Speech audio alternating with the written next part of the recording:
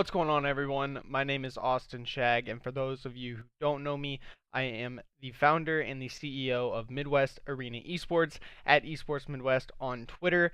And I'm here today because there's a few things we need to talk about. I just wanted to kind of introduce myself first for those of you who don't know me. I've met a few of you in person at a few of our LAN events. But we've been around since January of 2018. I've been around the esports scene, been on the competitive COD Twitter since 2011. I feel like I can speak my piece on the topic. And since starting in 2018, we have ran 3 leagues online. One for World War II, sending a team to CWL Anaheim for that game, and 2 for Call of Duty Black Ops 4. Currently 1 in session right now, the $1,500 league. We've been around doing our thing for a minute now. So like I said, I feel like I can come in and kind of speak for the community as far as this is the point where we need to step in and kind of take action and all band together as a community and kind of talk about this because NGE is a place in the community where they do have influence. They have over 7,000 followers on Twitter, plenty of people who pay for their tournaments. Contribute to their product, so people they want answers and they want to talk about the things that are going on. So basically, we're going to talk about when I first started to work with NGE Sean, how I know NGE Sean, my experiences with him. Basically, back around Anaheim time of World War II, around June or a little bit after, I'm not entirely sure. A couple of the local LAN hosts around the United States, a few you might know, including After Dark Esports, SoCal Esports, us, obviously, Midwest Arena Esports. NGE was also in talks as well, and a few other LAN providers and league hosts. We all kind of came together, banded together. We realized that the CWL was most likely moving in the direction of franchising, and we wanted to obviously possibly come together as a band of amateur leagues and communities, band together, maybe financially all benefit from banding together. Which, by the way, tattoo on the arm. This we'll touch on this later. This is the difference between NGE Sean and someone like myself. So, basically, NGE Sean, as far as I'm concerned, I was approached by him for this endeavor. Basically, was pitched to me as a Call of Duty AM league, AM circuit, whatever you want to call it, where basically we would still run our own leagues separately, but we would also come together under this one umbrella, and we would have the AM Call of Duty league circuit, where we'd have all the local LAN companies. We would host different cities around, which is a really cool idea, and that's why originally all of us came together in these Discord calls and we chatted about it. But so it was a really great idea, especially for the AMs, and for me, I'm always willing to partner and work with new organizations, so we can both end up prospering in the end. So obviously, I was all for it. So the early Discord calls, my only impression of Sean was, and this is something that is very clear from his recent tweets, is that he very much cares about the clout and being on top of the industry of the community. Basically, he talked about how we can monopolize the AM community. He was very hard pressed about saying nobody else can compare to our product.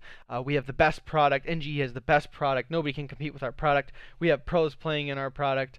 Product. He was all for it, which is great, and it's great to have pride in your product. But when we're all coming together under this umbrella, we're all introducing ourselves, talking about what we can bring to the table, and constantly the narrative was pushed that NGE can't be touched. Like, we can't be touched, no one can touch us, we have an untouchable product. So from the beginning, it was just kind of a weird vibe that I got from him. That's the only thing I can touch on from the Discord. But then, moving into Black Ops 4 as a player, playing in the NGE League, which, mind you, I've played in the AGN League as well. I've played in many other leagues. I've played at many LANs. People don't understand. I've been a player since 2009, 2010. I have jerseys on the wall, lanyards on the wall of LANs I've hosted. I've been around the community for quite a long time. I'm still only 22 years old, but I feel like what is going on right now, the community is not happy because there is greed and there is jealousy. Mind you, I've been blocked on NGE's Twitter on both my personal and my business accounts since playing in their league in November, when I was simply blocked over a match dispute. I'm sure some of you have seen that on Twitter. I'm not going to touch too much on that, but I was blocked by the NGE League around 4 months ago. As a player in their league, I was blocked for having a match dispute. So that is just, I don't know if this is personal audacity that had carried over from the business venture, but either way. basically I wake up to about 30, 40 notifications on Twitter, and it's saying, here's a list of orgs. NGE League tweets a list of orgs. You should not support these orgs. You shouldn't support these companies. These basically, the most ironic thing is he's juicing every single one of these leagues and LAN hosts in this tweet. He doesn't realize that every single person that he is tagging in this tweet has less followers than him. Some of them astronomically less. Some of them under 1,000 followers, and you have over 7,000, almost 8,000.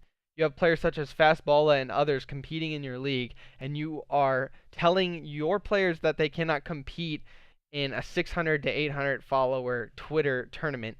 You're now trying to franchise like the CWL, and this is something that the community has completely rejected, but that is okay. Like I said, a lot of people in the community are upset about this. It just, to me, looks like a complete jealousy and greed move. He cannot take the fact that there are other companies and orgs that are eating in the same community, which he doesn't realize that if we all improve as a community, we all eat together and we all grow and we all gain in the end. And we're all doing the same thing. We all love the same thing. But what this is NGE Sean is very jealous of other orgs possibly doing the same things that he is doing, very competitive, which is great. But even when we were all planning to work together, which I don't know how these other organizations feel, but as far as I was concerned, I've just felt that he was very egotistical, very prideful in the NGE product, and you see that in some of the interactions that you have with the league account.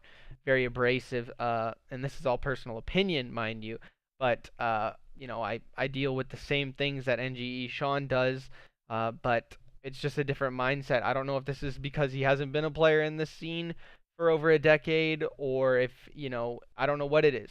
But I can assure you that, to me, it is not right. And it's time that we band together as a community and speak out against this. I do not support this. I urge you to stop promoting products that disrespect your time, money, and effort.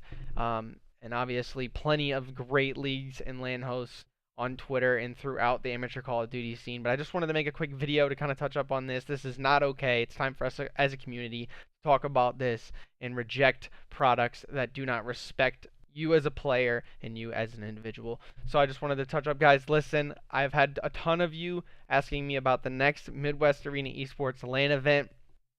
And I don't really have a lot to say about it right now. But my birthday is in April, and I can assure you that it will be a great month for not only myself, but Midwest as well.